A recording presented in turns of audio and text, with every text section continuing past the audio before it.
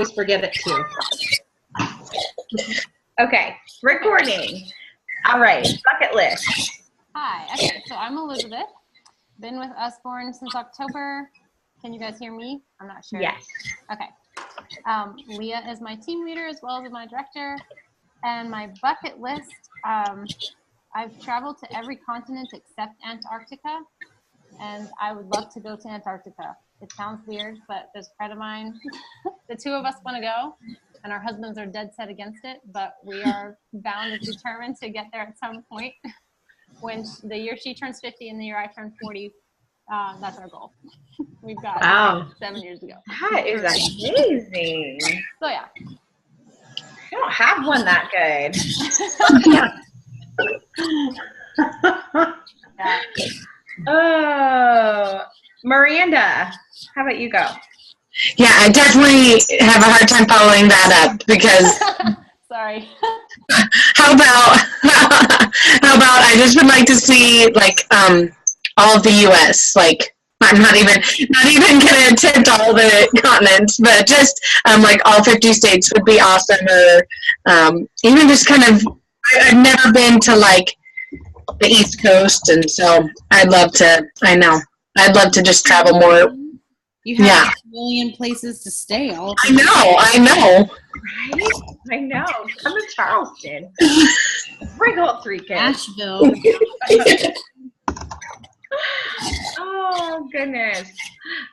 Elaine, do you want to unmute and tell us what's on your bucket list? I can tell you she's about to go to Holland at the end of September.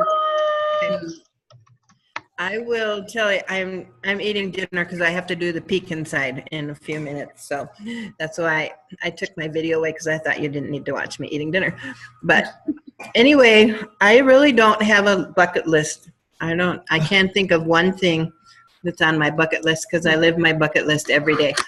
But I tell my husband I'm living his bucket list. So we are going to Europe, which has been on his bucket list forever, to Budapest and to Prague. Oh, those things. nice. Holland?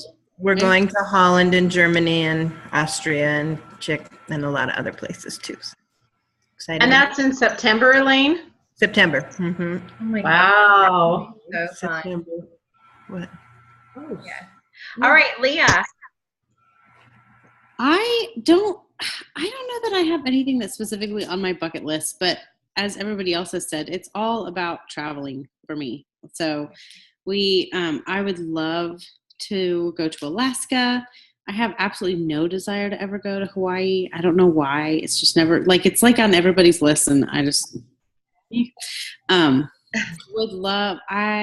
So we homeschool and we do classical conversations, and this year's American history. And so the thing I would love to do next summer, if it happens, is take my kids up and just hit Washington, D.C. and New York City, and take them all the way up to Boston, which is my favorite city, and Lexington and Concord. And I have friends in New Hampshire, and so just do all of the go to Philadelphia, all those big cities that have tons of American history stuff associated with them. So yes, I've never been to Europe. It's on my list. I've been to Asia, but not Europe. So That's awesome. Michelle just said in the comments, she can comment, but kiddos. But she is in Columbia, South Carolina. She's on my team. She has been to all states but 2, which is amazing. Studied abroad in the UK. She's got 2 children, and her bucket list is to travel to India and West Africa one day, and just travel in general with her family. That is incredible. Yeah, I was going to say, Michelle, my dad is from India, and my mom travels to India. My mom is Elaine right there. You have to go with me. She does. She takes people with her that she doesn't know all the time. So, yeah, just call her up. She'll tell you next time. Yeah. Yeah. Shalene, what about you? What's your bucket list? Yeah. Well, can I be really naughty and say that one of the things on my bucket list is to travel without my children? No, that's not naughty at all. I mean, I love traveling with them, but I get plenty of time with them right now. So yeah, actually what I was going to say though is for sure on my bucket list would be to their UBAM related things that have topped my list lately, and to promote to director and to win a trip with Usborne would be two definite tops on my bucket list. So absolutely. And but if I want a trip with Usborne, unless it's Punta Cana, my children would. Well, it depends. My children might come. If it was Disney, my children would have come. And you don't wing it; you earn it. So you can, and it's definitely work. I think that it's about 1% of the company that earns it. But last year, 35% of the people who earned it were in their first year with Usborne. I saw that. That was incredible. Speaking of getting back from trips like Disney, hey Jordan. Hello. Welcome back. Thank you. Yes, we're talking about what is on our bucket list. One thing on our bucket list. Can you think of something off the top of your head? Oh man. On the bucket list, I'd like to go to Alaska and do like a cruise and that whole thing. That'd be fun. Yeah. How amazing would it be to see the whales? Oh my gosh. We went on our honeymoon Pretty to crazy as when I've seen them. Cabo, and we went on a whale tour and we saw whales really cool. That would blow my mind. My bucket list thing would probably be the same, traveling, but like in Europe. I would love to go to Greece. I think that would be a lot of fun. It just looks beautiful from all the pictures. So, all right. So let's dive in. Let's do a quick recap of some of the things we talked about last week, and then we'll dive into some of the others. So we definitely had a good chat about our wish list last week, and some create wish lists, some don't. Having a catchy title for your Facebook parties is fun, like now, like a summer social or a book bash. And we talked about hostess coaching and how that's vital to success. For anybody who wants some amazing hostess coaching, check out Jessica shared her Google document on SOAR, and it's really good. So follow that, and that will definitely set you up for success. I actually am doing my own party on Wednesday, and I use Shalene's tip that I had no idea about. Is after I sent out all of my private messages, the people who told me yes, when I sent them the invite, I went ahead and switched them to going since they already told me yes. So that just saves one step for them. And so I know that they're going to be seeing posts, and that's helped so much in my party right now. Like, people are so much more active right now because they're actually seeing like the pre-party post. And that was something that I learned from Shalene. And hold on, I lost my document. Making sure that we tag people about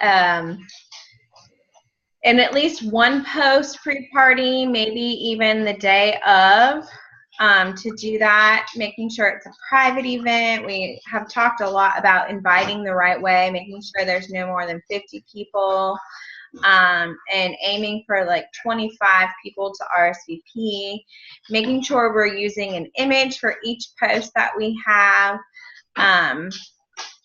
and that we're sharing and not necessarily selling, that we are doing things like solving a practical problem for people and not really being salesy. So asking a question with a graphic, because people love to give their like opinions and their input on things. We talked about kind of like those tag team pre-party posts that they recommend, and then just being genuine, being yourself. And let's see here. I think responding to people's comments, especially in the like, how old is your reader post? Maybe with a link to a book that you'd recommend for them based on like what they they say, and then offering some bonus entries for people who create that wish list. So that's kind of like our quick recap, but Shalene, do you want to jump into kind of like our next point? Absolutely. One big, huge issue that people have with Facebook parties is that they overpost, because we're all excited about our products. And when I say all, I mean across the direct sales board. Everybody. We all tend to overpost. I had a friend invite me to a Rodan and Fields event, and I was late coming to the event, but by the time I got there, they were already into their 30s. Their 30th post, somewhere in their 30s. I, at that point, was like, nope, I'm not even going to try to keep up with this.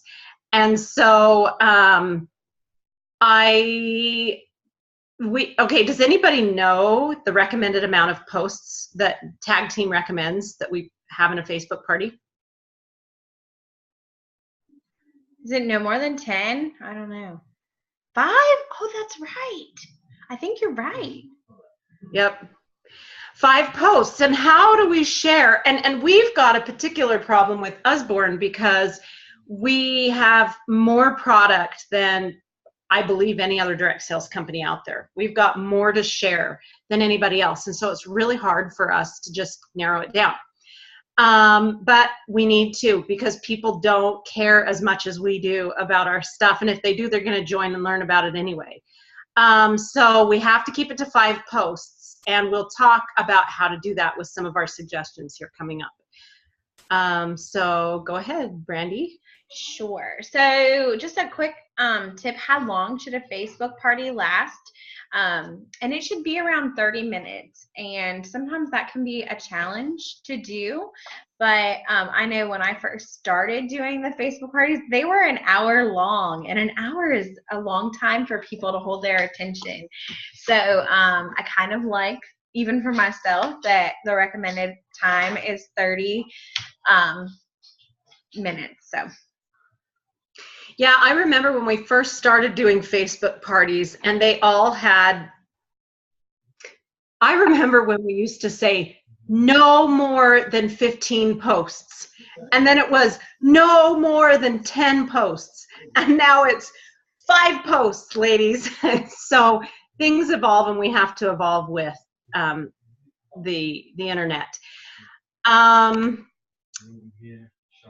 Oh, here's something really important, and it's a big stumbling block for a lot of people, me included, and that is to make sure that you share a product video with you in it.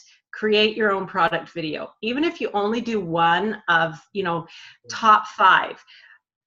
For a little while there, lives were the big thing, but the problem with us going live, like, it's okay to do a live that says, hey, welcome to the party, I'm excited to see you, just so you know this is our giveaway tonight, a little bit of an introduction, but don't do product videos live, because we ramble because we love our product so much. So don't go live for product. But make sure you have some sort of video. And if you don't have it, start thinking about what books you want to showcase and how to record it. Also, those videos need to be 5 minutes or less. It is a relationship building thing. They get to know your personality, and they get to know kind of a little bit about who you are, but keep it short. Yes. Another good tip for your parties is to share a post for them to join your VIP group during the party. And this is going to help to grow your business, and again, to build relationships with them. Again, like Shalene just said, we're in the relationship building business. And so you can ask them to like your business page, but in that VIP group, that's really where you start to be able to build those relationships. Do y'all have VIP groups? Yeah, most everybody. Yeah. Miranda, you can put that on your checklist. Yes. Well, while we're briefly chatting about VIP, what are you doing there to get people, I guess, excited and chatting and talking? Because that's kind of the whole point. Y'all can unmute. I can start if somebody doesn't have something. Go ahead. Yeah. I don't have the most chatty group of people in my VIP, but what I found is when I ask them for, like, I do a poll, what books would you like to see? And I do like topics, so like, or age groups, so baby, like one time I did baby books, activity books for kids, like preschoolers. And then I just had them give me their opinions. That seemed to get a lot of boost. There's a lot of talk.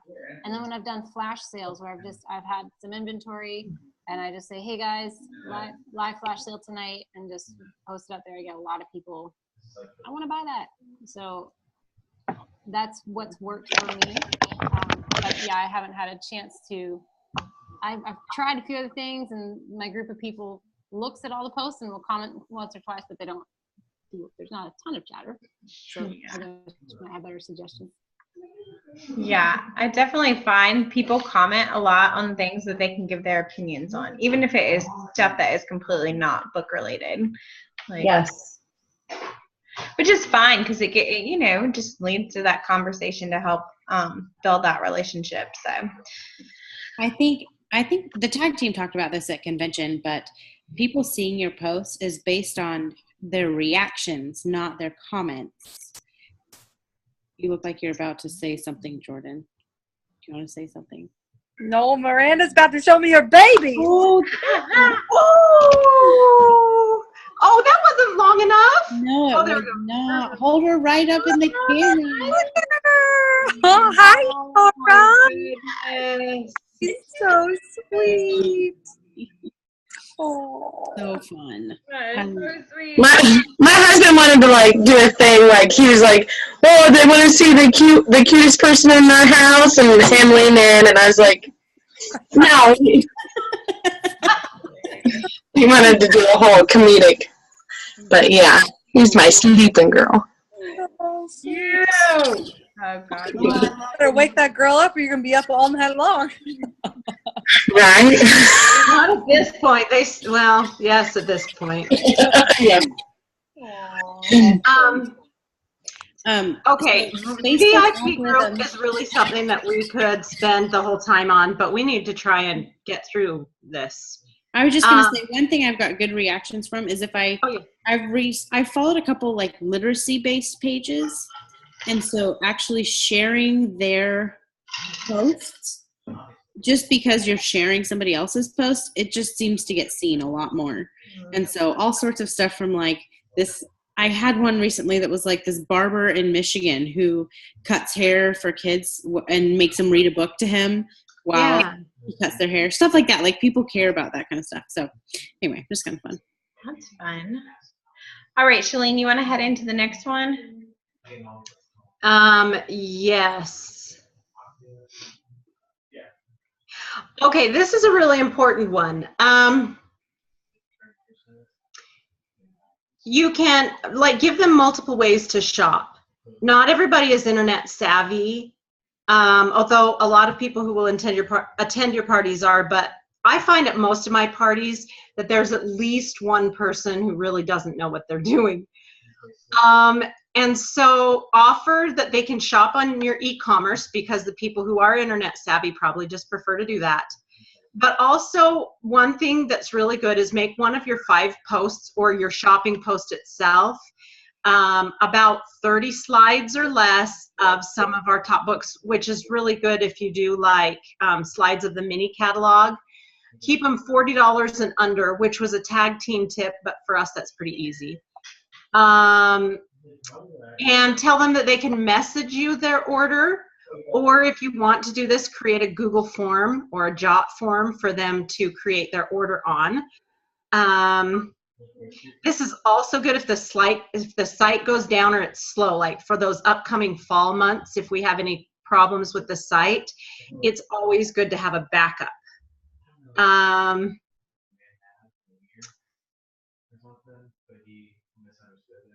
You can offer the flippable catalogs, but do that as a last resort. Like if the site's down, a flippable catalog would be a good thing to do. And then add a comment to the customer of any specials that that you're offering, or remind them of the customer specials, which is going to be one of your Facebook party posts, most likely. Yes. And I don't know if y'all saw like Jordan's post while she's in Disney of like how to get a $900 Facebook party, but if you haven't, you need to find that graphic and you need to save it, because she had some amazing tips on that graphic. And so thank you, Jordan, for doing that while you're in Disney. Crazy girl. But something that Shalene said reminded me of that. Oh, the customer special, like getting your hostess even to like let people know about the customer special even before the party, so that they can take advantage of that to add to the sales. So yeah. So the next tip is just to offer incentives. So offer that party bonus books that we have is there for you to use kind of however you want. And so you can use it to incentivize your hostess. Maybe they get $25 worth of books for the 65% off when they get 25 RSVPs. Offer an incentive for them to, you know, obviously book with you, a booking incentive, do a free book giveaway at the party. And something recently that I was reading on is just to really be giving. Like, make it, I know we have like our $2 books and our $3 books. But something a training I watched recently was just like, you know, let's be giving. Let's make it a really good book. Like maybe Panda in the Park for a baby. Maybe we have so many amazing sticker books. But we want these people who are winning this free book to be excited for the gift that they're going to get. And then even to like maybe decorate the package so it's super cute and that they're excited to open it. Sorry. So what kind of incentives have you guys offered that get like some good hits? Well, one thing I'd like to say about that, though, is that we're not in the business of losing money. So I definitely wouldn't offer something super duper unless the party hit over 250 or something of that sort. Like have a stash of mini books or wipe clean cards that you can break apart or something for those smaller parties. If your party only hits $100, you don't want to give away a $10 or $15 book. But if it's a $400 party, by all means, you can afford to give away a nicer book. So you may want to be selective about that. But I agree, don't be stingy if you're having a really awesome party. I'll say that I usually send beginner books unless they have a baby. And then the new, I think they're called like colors, and there's like farm and sea, you know what I'm talking about, forest. There's those are like $6 books. I actually would give away more than one and have like 2 winners instead of giving away a $15 book or something. And I actually pre-package all my books. I buy the envelopes and I just stuff them with beginner books or whatever. And so I can literally get their address, write it right on there, and then send it out. And I even get my 9-year-old to pre-package them for me. So I have like a stack of 25 of them. And then I've done the forest ones too, and that way you can I don't let them choose or anything like that. I'm like, oh, it's one of our beginner books. It'll be a surprise, whatever it is, you know. And it's such a great book for a variety of ages that they can give it away as a gift if for some reason they don't want it. But to me, to get a hardback book is like a big deal, and it's only a $5 book. But I think getting a hardback and like I just think it's a great representation of what our company offers. And so anyway, those are my favorites. I love that tip. And the pre-package. To me, that's huge. Yeah. I'm going to totally pre-package. I hate getting it all done and the frazzle before going to the post office. One of the things that I recently saw too, which makes it nice for all age groups, is our learning to read set that has like 50 books in it. To send one of those books, because there's like different reading levels in that whole set. So even a book like that. So, all right, we've got about 10 minutes left to kind of run through a few more of these tips real quick before we kind of wrap everything up. Shalene, you want to go to the next one? Yes.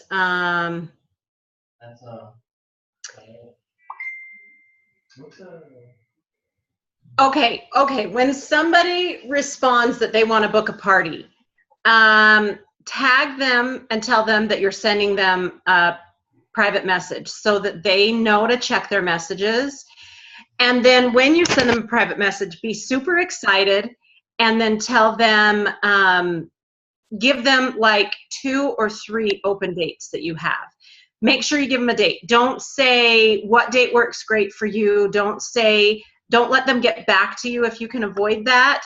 Pin them down to a date. And I do this when I work vendor events too. I don't really call people back. I don't take a list of contact information. Unless it's a really good promising contact that I need to call back, I get them on the calendar right then and right there, because it's a waste of your time when you could have just said, what date works for you? So pin them down, get them on the calendar, be super excited. Within 24 hours, send them hostess information, let them know just how excited you are and keep up with them. So.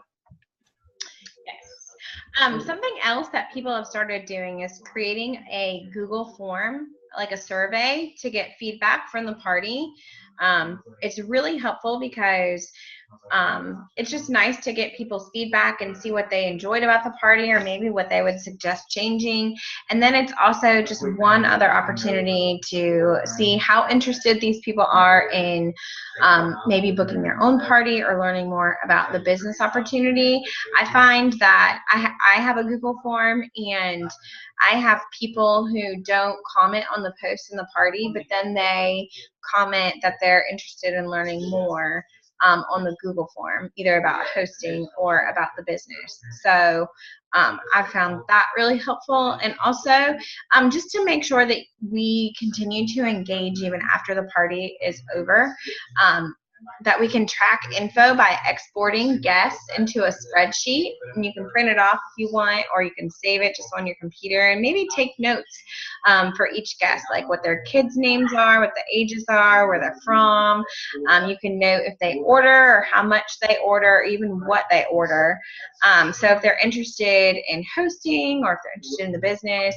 And then I actually use this information to add to a whiteboard on my wall for people who are potential Facebook hosts and potential recruits. And then I go back and I'll follow up with them.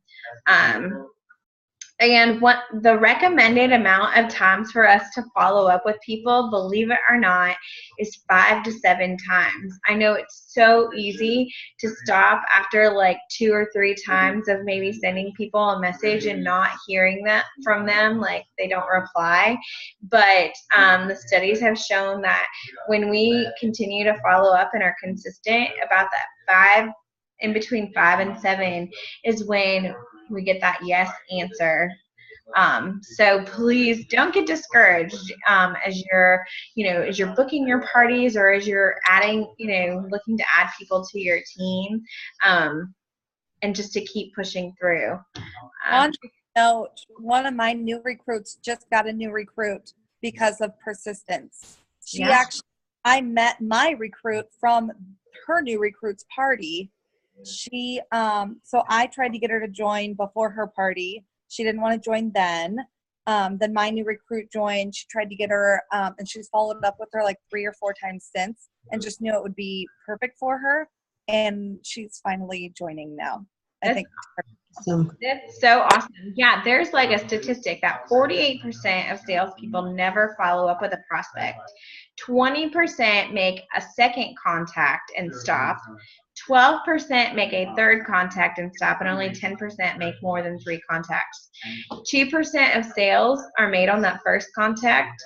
3% of sales are made on the second contact. 5% of sales are made on the third contact, but 10% of sales are made on the fourth contact. And listen to this. 80% of sales are made on the 5th through 7th contact. So it really does pay to follow up. Like, following up is the key. And that kind of goes to after the party too. Like, I don't know about y'all, but I find like sometimes people really shop the night of the party. Some do, but most of my sales come the day or maybe even like the 2 days after the party, when we encourage the hostess to send out like that follow-up message. And one of the things the tag team even recommended was just having your host message everybody and say, hey, what'd you get? That she just wants to hear what they got, and then she'll find out that way if they ordered or not. So another great time to follow up is just when you see that tracking info. You can let the guests know that their books are on the way, and then a couple weeks later you can check in with them to see what the kids think about the books and how they like them. And as you kind of check back with these people, again, you're building a relationship and aim to try and talk to them a little bit more than just about the books, and that opens the door then for them to want to connect with you and to host a party and maybe even join your team. But I know that we are kind of we're 5 minutes over our time. So those are some of our tips. Hopefully you have found them helpful. Does anybody want to add anything before we finish up for the night? No, we're good, golden.